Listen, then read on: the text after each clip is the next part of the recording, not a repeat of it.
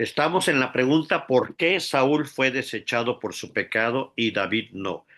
Y la respuesta que ya se dio, ya Juan la comentó, ya la estamos comentando, es no fue porque uno era menos pecador que el otro o porque uno se arrepintió y el otro no, lo cual es cierto, sino es porque cuando Dios reveló su pacto, Él es fiel a su pacto independientemente de cómo reaccionen las personas que son los recipientes de su pacto.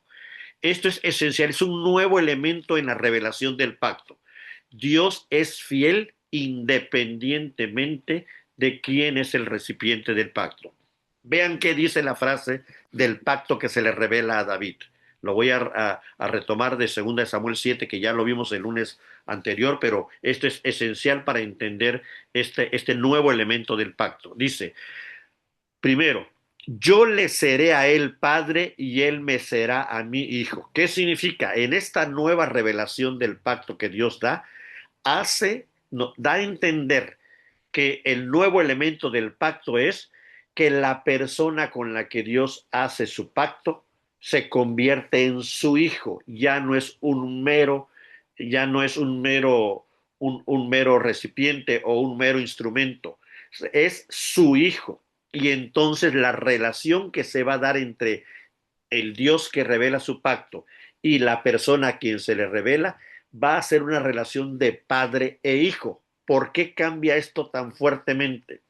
Por lo que continúa. Vean qué dice. Aquí David no ha pecado. Dios le está revelando en qué consiste su pacto.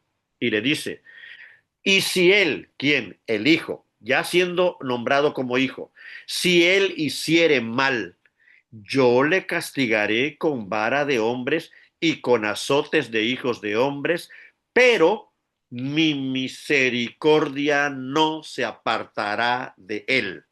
Esta es la gran diferencia.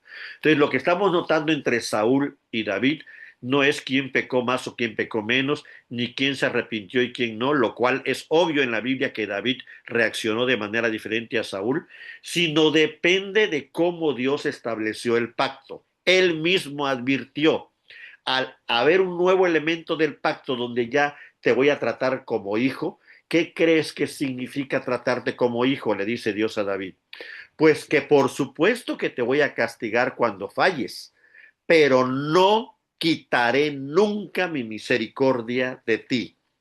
Creo que esto es importante que lo retomemos, el por qué la Biblia insiste en el Nuevo Testamento que cuando creemos en Cristo recibimos la potestad de ser llamados hijos de Dios para que recordemos qué significa ser hijo dentro del pacto. Dentro del pacto, lo que significa ser hijo de Dios es que si hacemos mal, Él nos va a castigar como padre a un hijo, no como enemigos, no con su ira, no con su furor. Estamos en otra categoría por el pacto, de padre a hijo. Y si hiciéramos mal, Él nos castigará y nos azotará como todo padre hace con hijo, pero nunca quitará su misericordia de sus hijos. Esto es novedoso, pero es también el gran evangelio. Esto es entender que cuando entramos en esta categoría del pacto de Dios a ser tenidos como hijos, no depende de nosotros, aunque fallemos, que es lo que el texto está revelando. El pacto Dios se lo revela a David antes de sus gravísimos pecados. Y es por esto que David en varias ocasiones en sus salmos va a decir, no me deseches en tu furor, ni me castigues con tu ira. Pero también va a decir, disciplíname como hijo. O sea, David va a entender que no es lo mismo que Dios te trate como hijo para corregir tu mal, tu pecado, a que Dios te trate como enemigo y descargue su furor y su ira sobre ti. Este elemento nuevo del pacto, voy a seguir leyendo, dice, pero mi misericordia no se apartará de él como la aparté de Saúl, al cual quité de delante de ti. ¿Por qué de Saúl sí la quitó y de David no? Porque con David Dios estableció su pacto, con Saúl no. Con Saúl iba a depender de cómo Saúl actuara. como le pasó, voy a poner varios ejemplos, como le pasó a los otros hijos de Jacob, independientemente como le pasó a José, como le pasó a Leví, a Gad, a Rubén, o sea, los que no eran de la línea pactual son tratados dependiendo de cómo actúen con respecto al pacto. Pero los que son de la línea pactual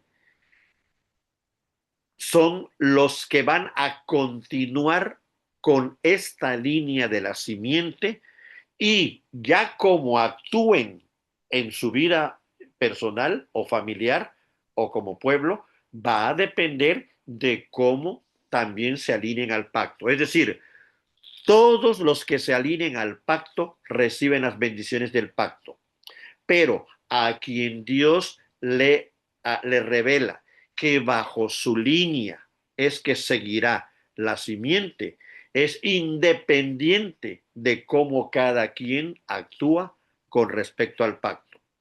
Esto va a ser muy notorio en la línea de David, porque la línea de David, incluyendo el mismo David, no todos los descendientes de David fueron buenos delante de los ojos de Dios, pero Dios mantuvo su fidelidad al pacto que aun cuando muchos pecaron gravísimamente aún más que David, Dios mantuvo la línea hasta que llegó Cristo. No desechó nunca a nadie, aun cuando varios de la línea de David cayeron en pecados gravísimos, como vamos a ver más adelante. Es decir, en este momento que Dios le establece a David que de su línea, de su linaje, es que vendrá el rey eterno y el reino eterno, ya no depende de cómo se comporten los siguientes sucesores de David, sino solo es mantener la línea hasta que llegara el cumplimiento del rey eterno.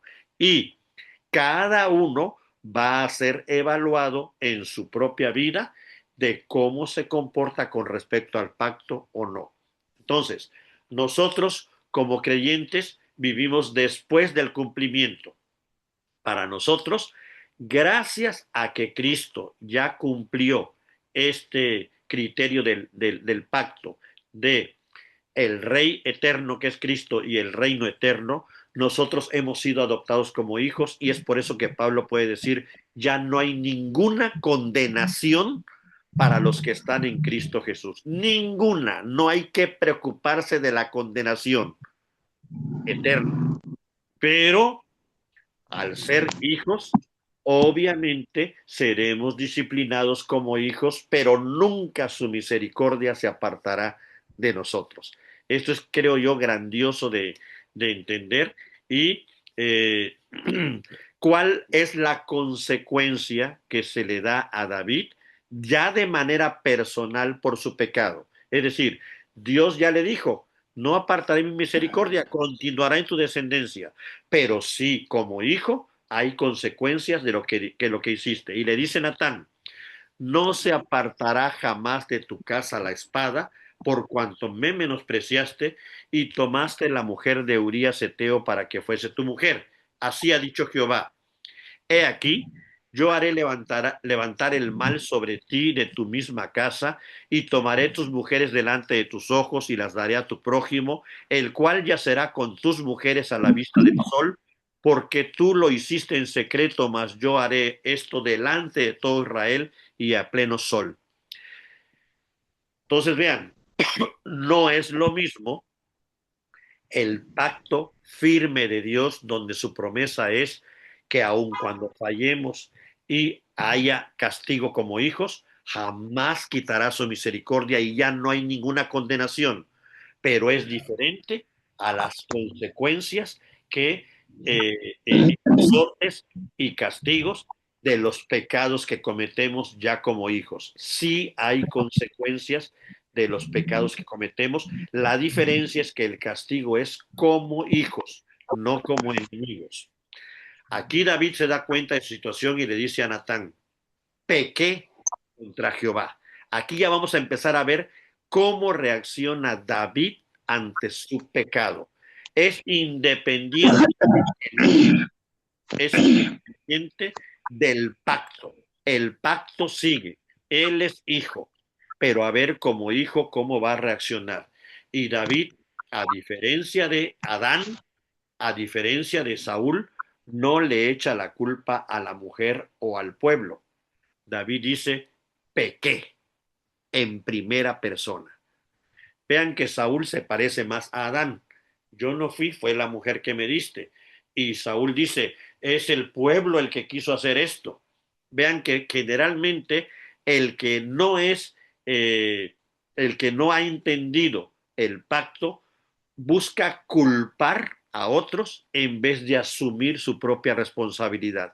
David no dice, fue Betsabé la que se bañó allá, o fue Joab el que hizo esto con Urias, o él no echa, o fue la guerra que tú enviaste. O sea, David asume que en todo esto él es el culpable y a raíz de esto, vean la respuesta de Natán. Y Natán le dijo a David, también Jehová ha remitido, remisión, remitente, remitir.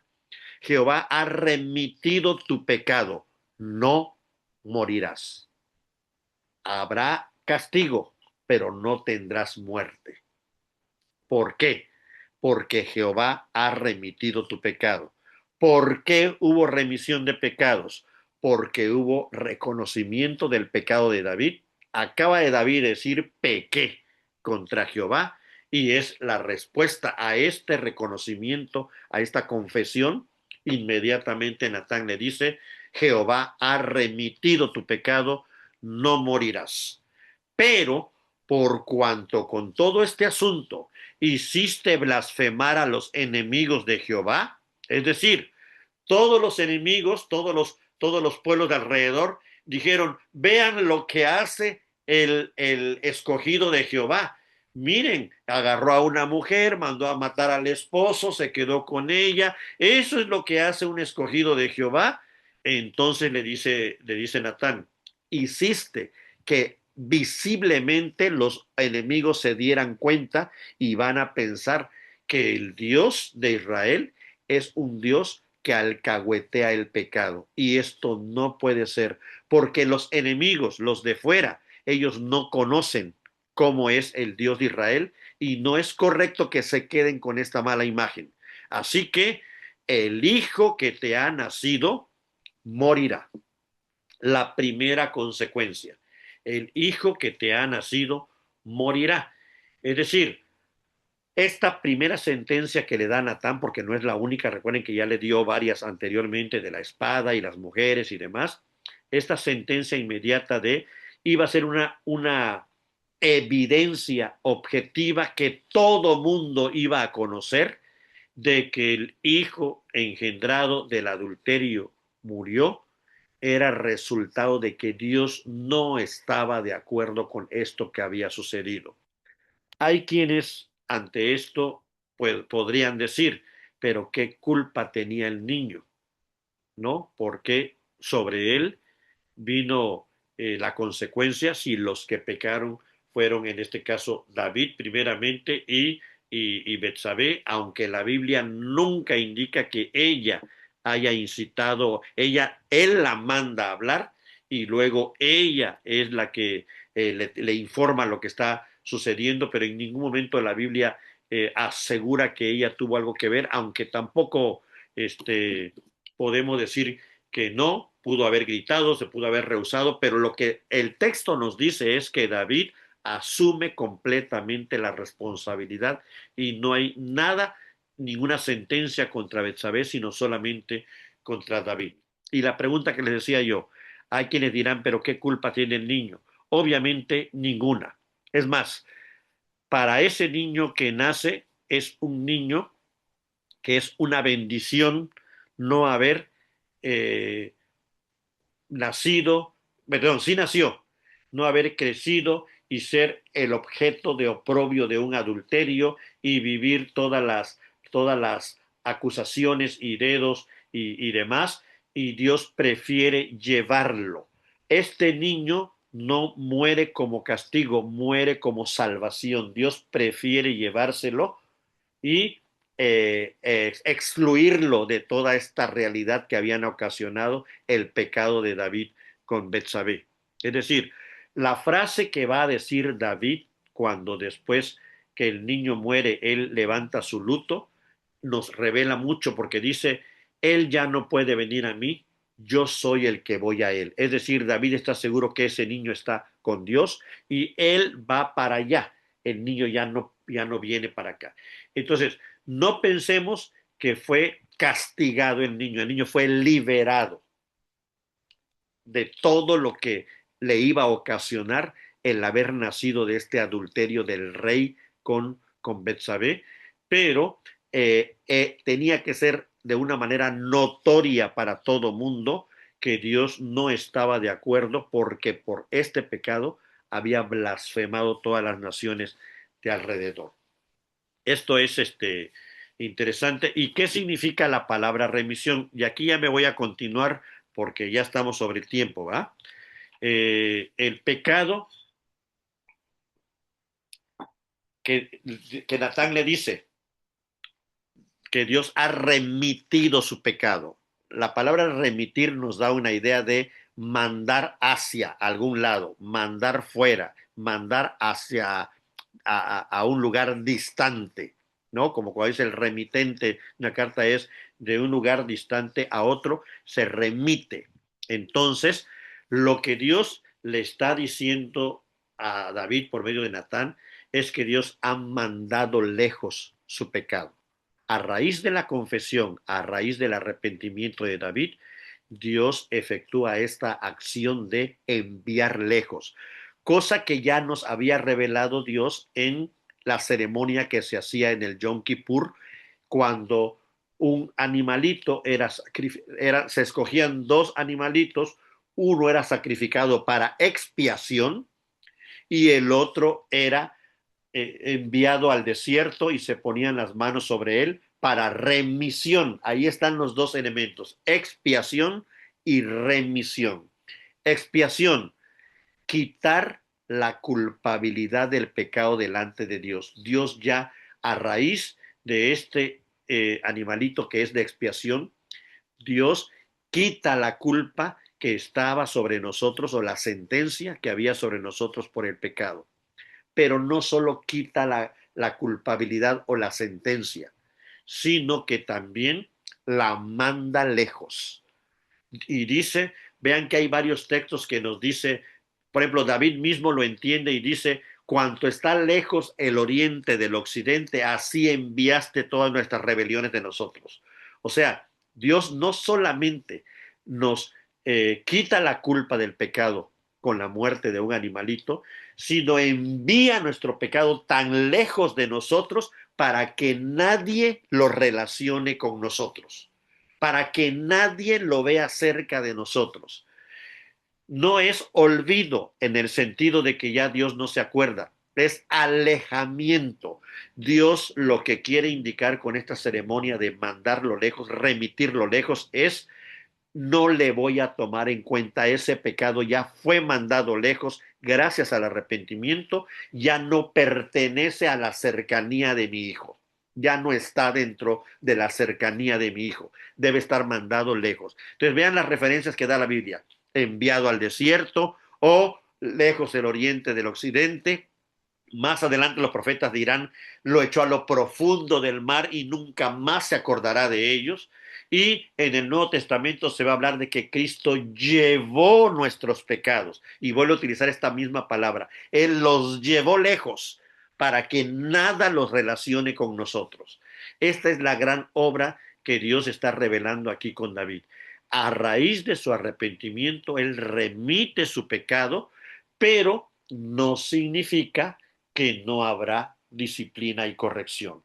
Remitir el pecado, enviarlo lejos, significa que no hay condenación ya por el pecado. Nadie nos puede condenar por esos pecados. Nada ni nadie. Dios lo ha remitido. Pero no significa que no haya disciplina por ese pecado. Son dos cosas muy diferentes y es aquí donde viene la sentencia que se le da a David, en donde David va a enfrentar las consecuencias de su pecado como parte de la disciplina del Señor, como parte de su santificación. Y podemos decir, ¿qué significa el perdón en la Biblia? Aquí está, es muy interesante esto. Perdón en la Biblia no significa David ya no tiene ningún problema. Eso es mentira. Jamás la Biblia lo menciona así. Perdón en la Biblia significa David ya no está bajo ninguna condenación eterna, pero todavía está bajo disciplina del Señor como hijo. Ya no está bajo condenación eterna, pero está bajo disciplina del Señor como hijo. Eso es lo que significa el perdón. Cuando nosotros confesamos nuestro pecado y pedimos perdón, Dios remite nuestro pecado y empieza la disciplina como hijo. Entonces, aquí es donde le decía yo, encaja perfectamente con lo que Pablo dice en otra vez. Ya no hay ninguna condenación para los que están en Cristo Jesús. Ninguna. No, no nos debe asustar la condenación y la muerte eterna y el infierno, porque a los que están en Cristo Jesús, nuestro pecado ha sido remitido. Pero no debemos de esperar que porque nos hemos arrepentido y confesado, no haya una disciplina del Padre hacia su Hijo para irlo puliendo, purificando, santificando, y vendrán las consecuencias de nuestro pecado. Eso es lo que va a suceder con David. Por eso le dice Natán, tu pecado ha sido remitido, no morirás, pero en tu casa no faltará espada y tus mujeres serán a plena luz del sol abusadas y demás. Entonces, David merecía morir por su pecado. La ley indicaba que por adulterio y por homicidio, ¿cómo se le llama? Deliberado, intencional, David debía morir, pero Dios ahí entra por su gracia y su fidelidad al pacto, le remitió su pecado. Estar bajo el pacto implica que nuestros pecados sean remitidos, enviados lejos. No estar bajo el pacto, cada quien tendrá que exponerse delante de la ira de Dios, delante del castigo de Dios por sus propios pecados. Aquí es donde viene a estar la importancia que la Biblia le empieza a dar, estar dentro del pacto o estar fuera del pacto. Vean todo lo que implica estar bajo el pacto de la gracia de Dios. Es ser tratado como hijo y no hay ninguna condenación. Entonces, no fue remitido su pecado porque David fuera inocente, ni porque su pecado fuera pequeño, sino porque Dios es misericordioso y Él prometió que los que estén en su pacto, sus misericordias nunca faltarían. Fue porque así Dios quiso revelar su pacto. Estar dentro de su pacto implica no necesariamente cómo te portas tú, sino qué prometió Él. Y Él prometió que las misericordias nunca faltarían. Y entonces, aquí lo que estamos notando es que el pacto depende de la misericordia y la gracia de Dios y no de la condición humana. Pero el que esté bajo su pacto no recibe condenación, pero sí recibe disciplina como hijo. Es aquí yo creo que muy interesante porque a veces estas cosas son muy confusas y de repente como creyentes creemos ya pedí perdón, ya me arrepentí, ya no debería de haber, ya Dios ya no debería de tener ningún problema, ya no debería de pasarme nada, ya debería estar todo bien porque ya me arrepentí, pero no es lo que la Biblia nos está revelando. Al contrario, justamente como hijo, es lo que Hebreos va a revelar, que deberíamos de sentirnos gozosos de ser disciplinados como hijos, porque significa que no somos bastardos, va a decir en la carta a los Hebreos. Entonces, ya entramos, digamos, a los capítulos de esta semana. Lo que aquí notamos es que en esta sentencia de Natán, vemos que él utiliza una parábola que de la ovejita y que un hombre vino de noche y otro hombre. David no ha entendido en este método de Natán que realmente es una acusación contra él mismo, ni se identifica. Pero David conoce la ley y él va a mostrar en su veredicto ante esto que le dice Natán que de verdad conoce la ley. David no pecó desconociendo la ley, pecó con conocimiento de causa. Porque después que le narra Natán esta historia de este hombre rico que le quitó la única ovejita al otro y demás, David inmediatamente emite su juicio y dice, el hombre que hizo esto es digno de muerte. Vean lo que está diciendo David. Es digno de muerte. ¿Lo inventó David? No, estaba en la ley. Y luego le añade David, y debe pagar la cordera con 4 tantos porque hizo tal cosa y no tuvo misericordia. El dictamen de David está basado en Éxodo 22, que aquí lo puse abajo. Dice Éxodo 22, cuando alguno hurtare buey u oveja y lo degollare o vendiere, por aquel buey pagará 5 bueyes y por aquella oveja 4 ovejas. Por eso David sentencia y dice, tiene que devolver 4, porque fue una ovejita. ¿Les recuerda esto un poco Saqueo? Cuando Saqueo dijo, devolveré 4 veces lo que haya yo robado. Es la aplicación correcta de la ley de Dios. Todo no es lo que se me ocurre, voy a dar tanto, no, es lo que la ley indicaba que debía hacerse con aquel que había robado algo de otra persona. David emite el juicio correctamente y es ahí cuando Natán le dice, tú eres ese hombre. Aquí va a suceder algo curioso. Por esta ovejita, por esta ovejita que robó David, 4 hijos suyos murieron. La sentencia de disciplina se cumplió. Su pecado fue redimido, pero la sentencia de disciplina de Dios como hijo, porque le dijo, yo seré el padre y él me será mi hijo, como hijo se cumplió. Se murió su hijo recién engendrado con Betsabé. Más adelante veremos que Absalón, su otro hijo, mata a Amnón. Después veremos que Absalón es muerto. Y por último, Adonías, el cuarto hijo, también es muerto. Conforme vayamos avanzando la historia, iremos viendo que estos 4 hijos de David, curiosamente podríamos decir, engranan perfectamente con la sentencia de 4 veces pagarás lo que hiciste, porque lo que hiciste fue sin misericordia. Ve lo que le hiciste a este hombre justo, Urías, que luchaba por ti, era leal a ti, era leal al pueblo, y eso que era extranjero. Y entonces, y por eso en la sentencia de Natán, no faltará la espada dentro de tu casa. Pero aún así le dice, aún así, eh, Dios le anuncia que de su descendencia es que se cumplirán todas las promesas.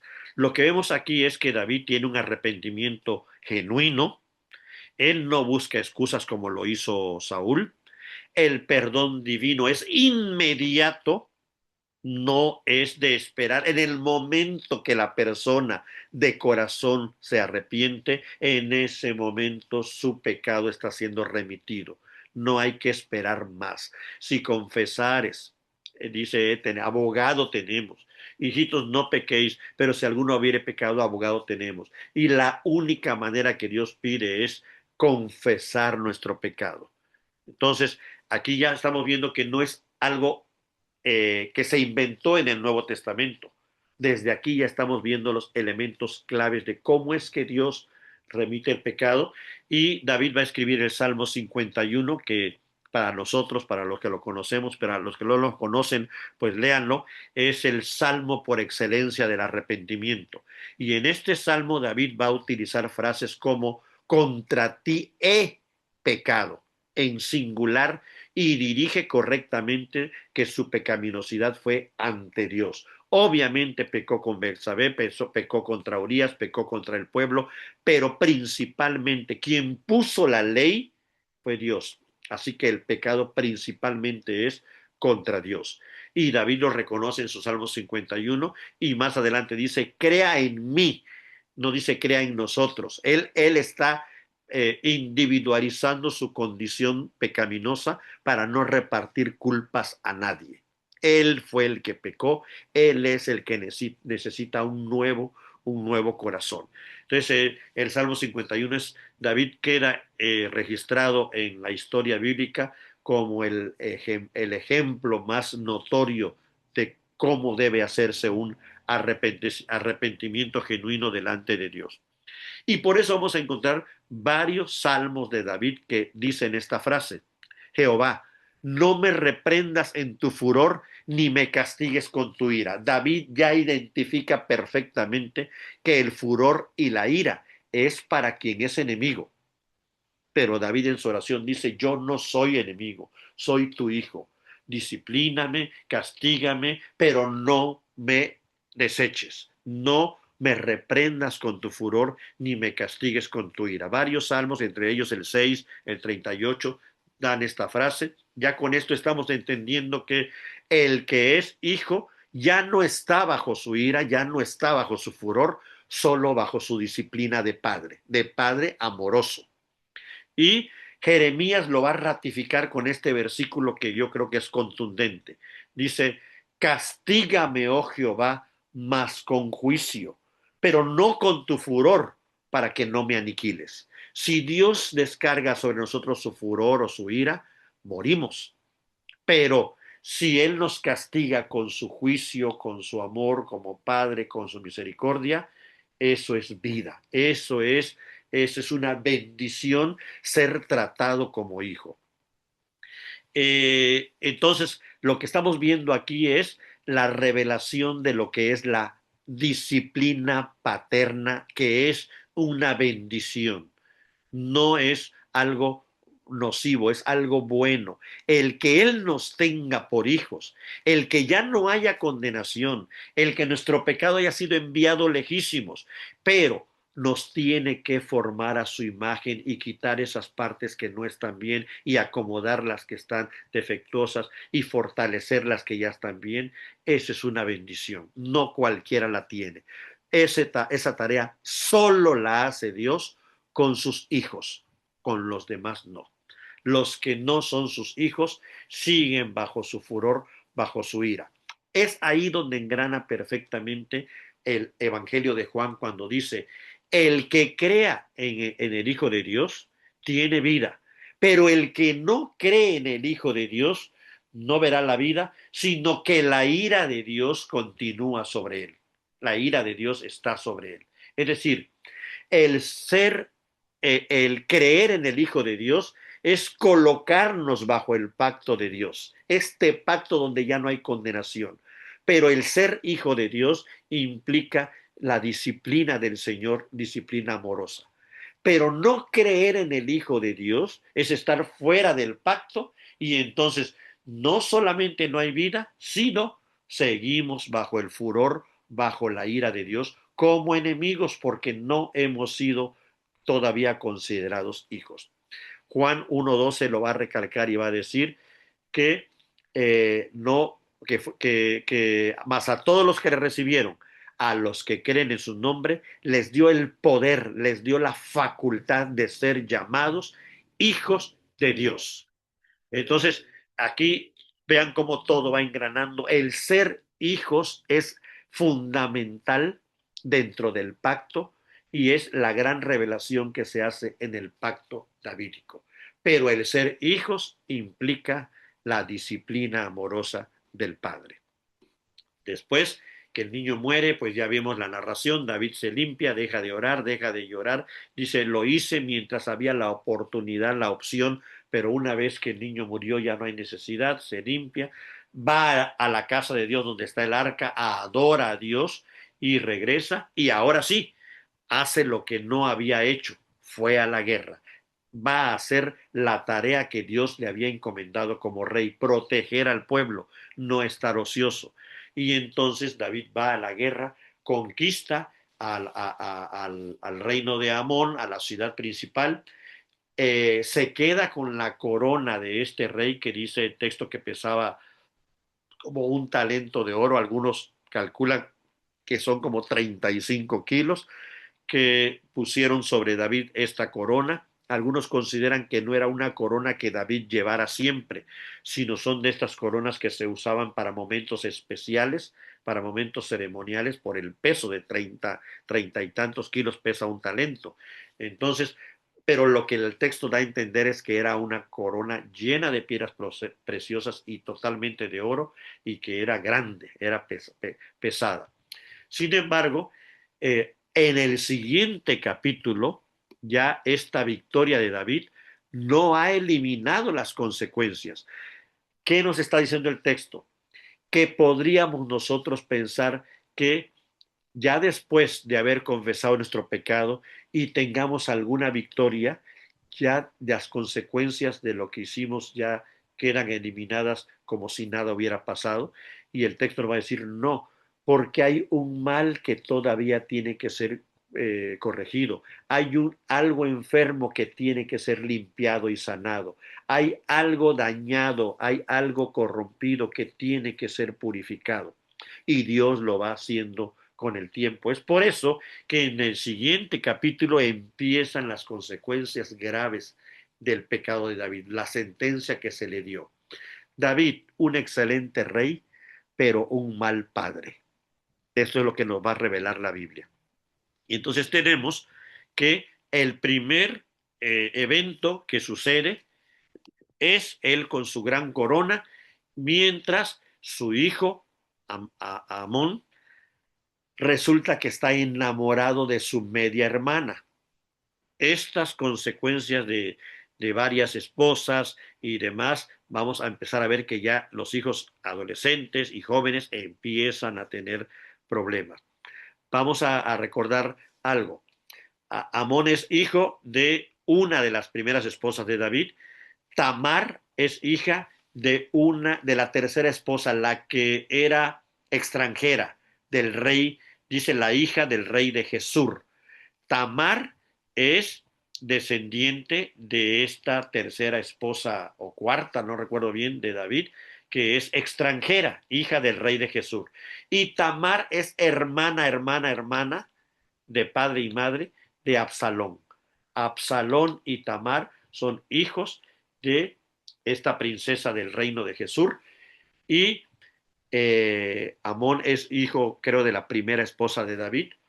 Aquí empezamos a ver estas deformaciones, corrupciones al interior de la familia de David, pero la Biblia es honesta al comunicarlas, al revelarlas, para que nosotros como lectores veamos que el pacto que Dios hizo con David y su descendencia no depende de cómo sea su descendencia. Dios va a mantener este pacto a pesar de su descendencia. Y entonces nosotros empezamos a leer horrorizados, pero mira qué descendencia está teniendo David, este hombre que desea a su hermana, y el primo que está con él le aconseja, mira, hazte el enfermo, le dices a tu papá David que te mande a tu media hermana para que te haga una comida, y ahí ya, pues tú, ¿para qué vas a estar triste? Tú eres hijo del rey, tú satisface tu deseo. Lo hace así, Amnón, lo hace así. Llega Tamar ingenua, inocente, que incluso cuando este hombre, pues siendo varón y ella siendo más frágil, no débil, más frágil, ella le dice, no hagas esto, hermano, no hagas así, así no acostumbramos en Israel, no hagas esta vileza, pero él está obsesionado y la toma a la fuerza, ella muy triste sale corriendo, grita, aquí la narración nos aclara que ella no fue cómplice de esto, ella fue víctima de esta situación, el que originó todo fue Amnón, y todavía el texto remata diciendo que después que estuvo con ella, la odió más que como la amaba. Era un mero deseo que él tenía, ni siquiera era algo genuino. Muy común en algunas personas que se obsesionan con alguien y una vez que obtienen lo que desean, pues empiezan a odiar a la persona y parecer ser que es su peor enemigo o enemiga, ¿no? Esto no es nada nuevo ni de la psicología actual, aunque muchos se asustan que suceda. La Biblia nos revela ya un caso así de este hombre, no solamente incestuoso porque es su media hermana, sino además el deseo inmediato y el repudio inmediato después de conseguirlo. Vean que esto es un mal humano, no es un mal nuevo ni de la época. Es la depravación humana en la descendencia de David. Esta descendencia que Dios prometió que de esa descendencia vendría el Rey eterno. Ya aquí nos estamos dando cuenta que no es por Amnón, ¿no? ¿Qué sucede con David cuando se entera? No ejecuta ninguna disciplina como padre a su hijo. Lo que Dios está haciendo con él, David no lo está haciendo como padre con su hijo, no le exige ninguna responsabilidad, no le achaca ninguna culpa, no hay ninguna consecuencia de lo que hizo Amnón. Y aquí empezamos a notar esta negligencia como padre a, a David, muy el mejor rey que Israel tuvo, pero no fue el mejor padre, ¿no? Es parecido a lo que le pasó a Elí y a Samuel, excelentes sacerdotes, pero como padres dejaron muchísimo que desear y por ahí es donde le entró en el sector familiar, es donde vinieron las consecuencias de David. Primero él en su situación familiar y luego ya en la situación con sus hijos. ¿Qué sucede? A Tamar se lo cuenta a su hermano Absalón. Absalón prefiere no decir nada.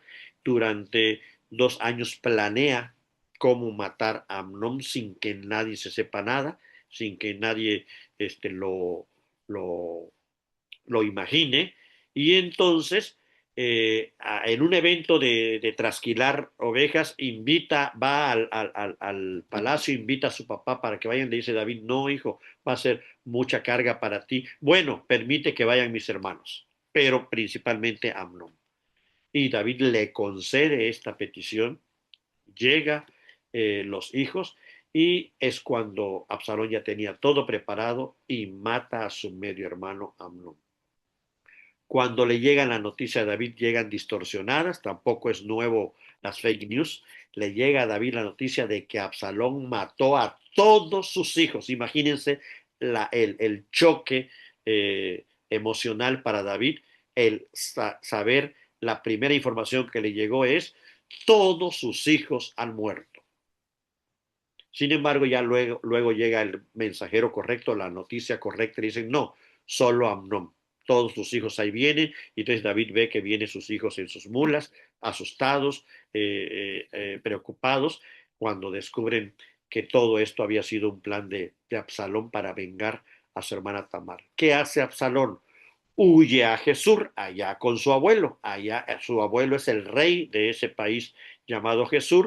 Se va Absalón por 3 años y aquí ya empezamos a ver esta fragmentación terrible dentro de la casa. Ya David perdió al bebé, ya perdió a su hijo Amnón, ya perdió a Absalón porque está exiliado en otro país y con una carga o una sentencia que pesa sobre él de asesino y que obviamente debería, según la ley, pues también el juicio contra Absalón debería de ser también la muerte.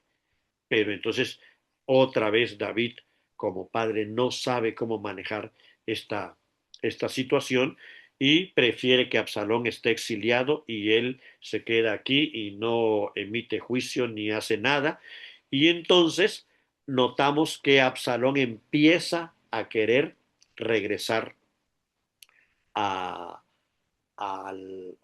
pues, al palacio, a la tierra, y utiliza a Joab, o más bien, Joab es el que estratega, Joab, el mismo Joab del que hemos estado hablando tanto, el jefe del ejército, primo de David, y obviamente va a ser como tío de Absalón, astutamente consigue a una mujer de una región de Tecoa y le dice, una mujer sabia de Tecoa, otra vez una mujer acomodando el ritmo y el hilo de la historia, y le dice, vas a ir con David y le vas a decir tal y tal y tal y tal.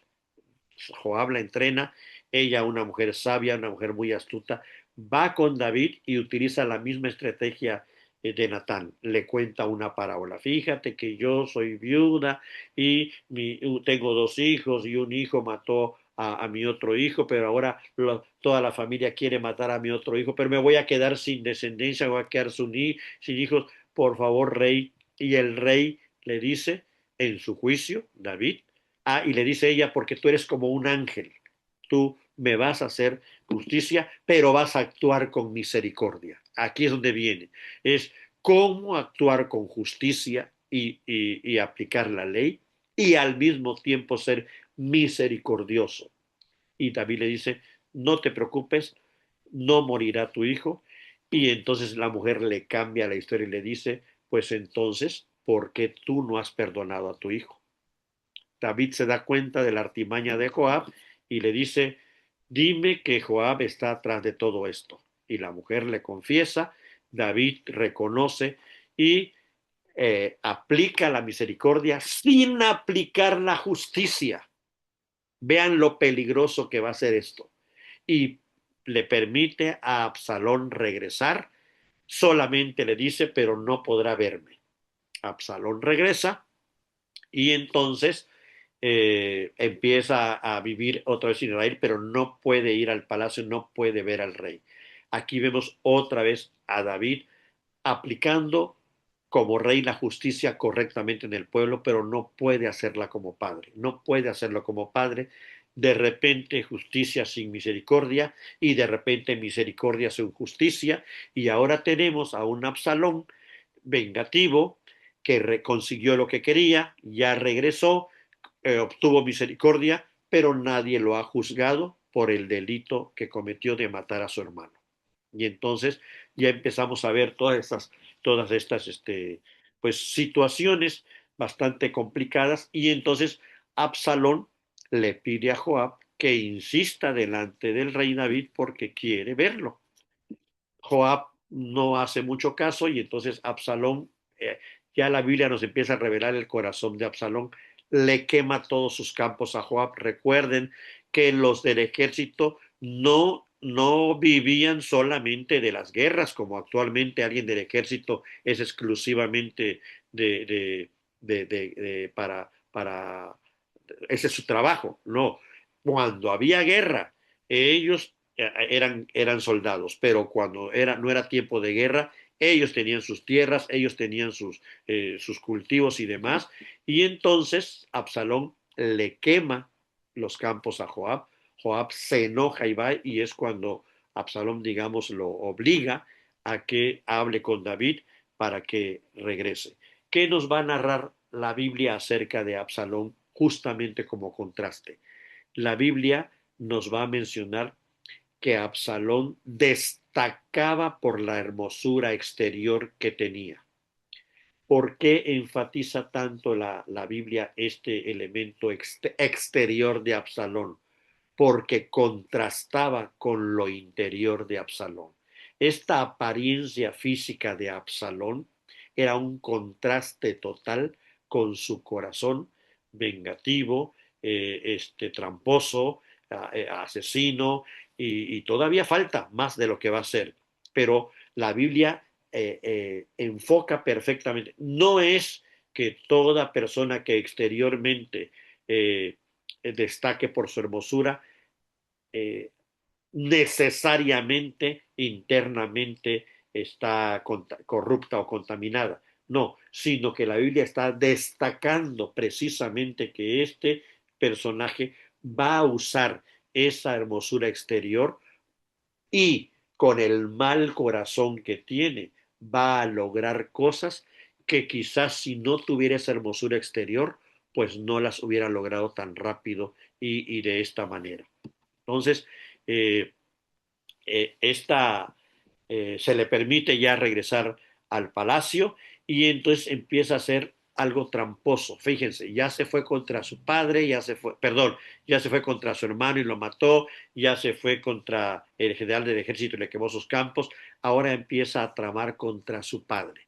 Él se paraba en las puertas de la ciudad muy temprano, cuando la gente llegaba para buscar audiencia con David, y entonces ahí a la entrada, aprovechándose de su hermosura física, pues seducía, dice, a las personas, y es como si les dijera, si yo fuera rey, yo te haría justicia, yo haría esto, pero no lo soy. Y empezó, dice el texto, a conquistar los corazones de todo Israel mediante adulación falsa, una empatía fingida y promesas de justicia corruptas. Él ya se veía como rey, él ya aspiraba a ser rey cuando aún su padre era rey. Y no se quedó con la pura aspiración, se fue hacia Hebrón, hacia Judá, hacia la tribu más grande, ahí en el mismo lugar donde por primera vez David fue hecho rey solo sobre la tribu de Judá, y ahí se proclama él el nuevo rey de Israel. ¿Qué sucedió? Mucha gente lo siguió, ya se los había ganado, pero algo peor, consejeros leales de David también lo siguieron, quizás decepcionados por las acciones de David, cualquiera que sea la razón, pero dentro de ellos encontramos al mejor consejero de David, se fue a apoyar a Absalón. Era tan mejor, era tan el mejor consejero, que la Biblia lo describe como que cuando él hablaba era como si Dios mismo hablara para todo el pueblo. Cuando Ahitofel, el consejero, hablaba, prácticamente lo tomaban. Era tan sabio su consejo que el pueblo lo tomaba como si fuera la palabra de Dios. Pues este hombre, Ahitofel, se va con Absalón y abandona a David, y obviamente Absalón, con este excelente consejero, tenía todas las de ganar. ¿Y qué decisión toma David? David decide no enfrentar a su hijo, no enfrentarse contra este hombre que ya estaba usurpando el trono y ya estaba dividiendo al pueblo, y que la mayoría del pueblo lo siguió y que sus consejeros se fueron, y prefiere David, descalzo, dice la Biblia, y lloroso, abandonar Jerusalén, cruzar, bajó del monte Sión, atravesó el valle, el río, y subió el monte de los olivos, un recorrido que muchos años después Jesús haría, ahí en ese monte donde Jesús también lloró, donde Jesús oró con sus discípulos. Aquí vamos a ver esta señal en el Antiguo Testamento de David, traicionado, David, por alguien a quien tanto amaba. Todo lo que estamos leyendo aquí ya nos vislumbra lo que sucedió. Alguien cercano a Cristo lo traicionó. Él va hacia el monte a orar, y aquí lo que vemos es que la diferencia es clara. David es por disciplina del Señor que le está pasando todo esto en su casa, pero Jesús es porque llevó sobre sí todo lo que no era de él, llevó sobre sí nuestra disciplina, nuestra culpa, nuestro pecado. Y entonces iban a llevarse el arca con ellos, pero David decide regresarla a su lugar, a Jerusalén. Esto es una señal interesante. David no ve el arca como un amuleto, no ve el arca como algo supersticioso. Él sabe que si Dios está con él, va a estar con él, esté o no esté el arca. Él está convencido de lo que significa la presencia de Dios, y prefiere que el arca continúe en el lugar donde él ya la había establecido. Y entonces lo único que pide es, en una oración, que halle gracia delante de los ojos de Dios y que vuelva a ver el arca otra vez, es decir, que pueda regresar a Jerusalén. Retornan el arca y aquí aparece una estrategia de David muy interesante. Utiliza a su segundo mejor consejero después de Aitofel, llamado Usaí, y le dice: vete voluntariamente a alinearte a las filas de Absalón y estorba los planes de Aitofel. Es decir, David sabe que Aitofel va a dar los excelentes consejos y manda al segundo mejor consejero para que haga contrapeso con Absalón y pudieran de alguna manera impedir los planes de Absalón. Aquí es donde vemos una vez más cómo Dios de alguna manera en su providencia está cuidando a David. David ya está grande, David ya es cansado. Él sigue siendo el rey, pero ya no tiene el mismo poder, la misma fuerza que para enfrentarse a Absalón, que es joven y que está teniendo todo el apoyo del pueblo.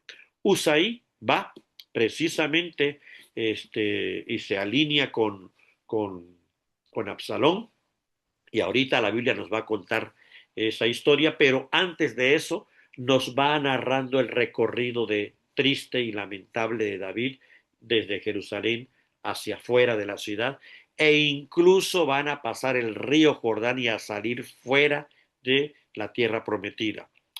Ahí, mientras va caminando, se aparece Simei, un descendiente de Saúl, que lo apedrea y lo maldice y le echa la culpa de toda la desgracia que cayó sobre la familia de Saúl. A él, en su discurso, le atribuye a David que toda la familia de Saúl, que él es de la descendencia de Saúl, hayan sido desechados, y Abisai, el otro primo de David, que es el segundo después de Joab, le dice que hay que matarlo inmediatamente. Acuérdense que Joab y Abisai, hijos de Sarbia, hijos de la hermana de David, eran impulsivos, eran grandes guerreros, eran valientes, eran leales a David, pero eran muy impulsivos. Y David le dice: no, déjalo que diga todas las maldiciones, porque quizás Dios lo está usando para recordarme a mí, pues toda mi situación. Dios lo está mandando. Aquí estamos viendo a un David que está aceptando toda esta tragedia que le está pasando como consecuencia, como disciplina de todo lo que anteriormente sucedió. Eh, Él rechaza la venganza de Abisai y reconoce que Dios está usando incluso la boca de Simei para humillarlo, para recordarle que su pecado está teniendo todas estas consecuencias. ¿Qué sucedió mientras tanto? Absalón llega, se hace prácticamente del trono y se mete con todas las concubinas de su padre David. Otra atrocidad que estaba prohibida.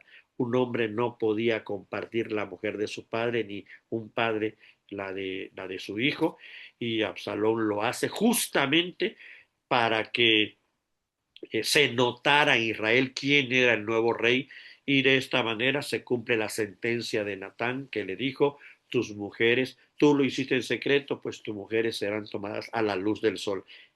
Y así lo hace Absalón en la azotea a la vista de todo Israel, y vemos una vez más cumplida la sentencia. Y es aquí donde entra en escena Aitofel. Aitofel aconseja y le dice: ahorita tu padre está cansado, es el momento de actuar, es el momento de atacarlo para que ya te quedes como único rey, es el momento mismo.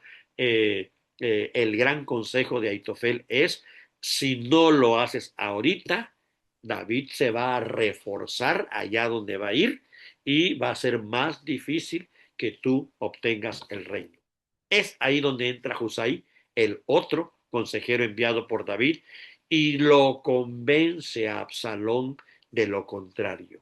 Obviamente, una vez más vemos la soberanía de Dios, y Absalón decide escuchar a Husay y no a Aitofel. Cuando Aitofel se da cuenta de que su consejo no fue escuchado, él es sabio y él sabe que si no se hacía lo que él estaba aconsejando, iba a ser para desgracia de Absalón y para su propia desgracia, porque significaba que ya no iban a poder ganar el reino. ¿Y qué hace Aitofel? Pues va y se ahorca. Ahí tenemos otro caso de un ahorcado al estilo de Judas. Él va y se quita la vida. Mientras tanto, este consejo de Husay hace que David cobre fuerzas, llegue hasta el otro lado, Dios lo va a proteger allá, más allá de la tierra prometida, en la parte de Transjordania, más allá del Jordán, y ahí lo van a recibir a aquellas personas de Galat, esta región de Galat, que en algún momento habían también sido personas amables y que habían sido defensoras, lo van a recibir y va a ubicarse David en un lugar muy especial llamado Mahanaim. En Mahanaim es el mismo lugar cuando Jacob venía con sus dos mujeres y todos sus hijos y se entera de que Saúl viene a su encuentro. Él viene del norte y va a entrar a la tierra prometida y se entera de que su hermano Esaú, que lo odiaba y quería matarlo, viene a su encuentro y Jacob se detiene antes de pasar el río Jordán y es ahí donde ve a los ángeles y él se da cuenta y dice, le pone por nombre Mahanaim, que significa dos campamentos. Ahí Jacob entiende que está su campamento, pero también está el campamento de Dios ahí con él, con todos estos ángeles. Pues ese es exactamente este mismo lugar al que David va a llegar y va a encontrar apoyo de Sobi, Maquir y Barzilai. Le van a proveer de camas, trigo, miel, sustento y van a proveer también para todas las tropas exhaustas de David y mostrando así que del otro lado me parece que son de la tribu de Manasés, todos los de Galat, están apoyando a David, cuando aquí de este lado todos están apoyando a Absalón, a su hijo Absalón. Entonces Dios le provee a David de descanso, de alimento, más allá del Jordán y en ese lugar llamado Mahanaim. Y entonces se va a dar la batalla decisiva, ¿no? Las tropas de David ya tomaron fuerzas, ya se alimentaron, ya se van a enfrentar a, a las tropas de Absalón. Joab y Abisaí son los que vienen dirigiendo el ejército como siempre y se enfrentan a Absalón y derrotan, como bien lo dijo a Aitofel antes de matarse, derrotan. Si tú esperas que ellos descansen y son más expertos, son más poderosos que tú, exactamente eso sucedió. Derrotan al ejército rebelde, a, a, esta, a este ejército usurpador y el bosque mismo, dice el texto, devoró a los guerreros y simbolizando que hasta Dios estaba apoyando a todo esto en contra de Absalón y curiosamente su cabellera, su hermosísima cabellera que le daban este toque único a Absalón, va a ser la causa misma de su muerte. Él queda atorado ahí en un árbol y cuando lo ve Joab, pues Joab es general del ejército. Y él sabe que cuando dos reyes se disputan un reino, mientras uno viva, el otro corre peligro. Y no tiene misericordia y ejecuta la muerte de Absalón. Cuando David se entera de la muerte de Absalón, llora y dice estas palabras, Hijo mío, Absalón, hijo mío, Absalón. ¿Quién te diera a mí que muriera yo en lugar tuyo, Absalón, hijo mío, hijo mío? Joab se enoja con David porque incluso le da a entender, tú estarías más contento si tu hijo viviera y todos nosotros estuviéramos muertos. Esto es poco hay una tensión que se da entre Joab